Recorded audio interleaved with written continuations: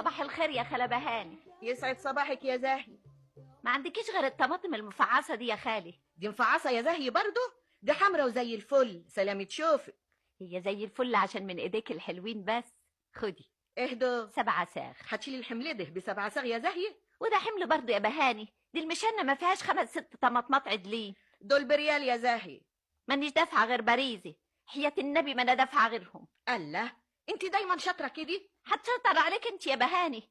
طب دي لسه واحدة كانت هتاخدهم ب15 صاغ ما رضتش يا زاهي، وماشية قدامك هناك اهي. حياة النبي ما معايا غير الباريزي، حياة النبي ما تكسفيني بقى.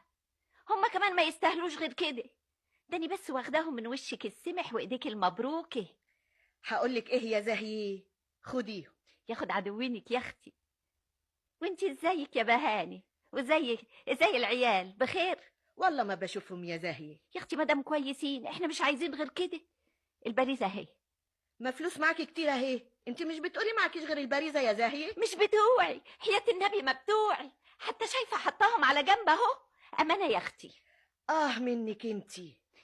اوعي تكوني مش مسامحاني فيهم. بالهاني والشفا يا زاهي، مطرح ما يسري يمري. اقعدي بالعافيه يا بهاني. الله يعافيكي.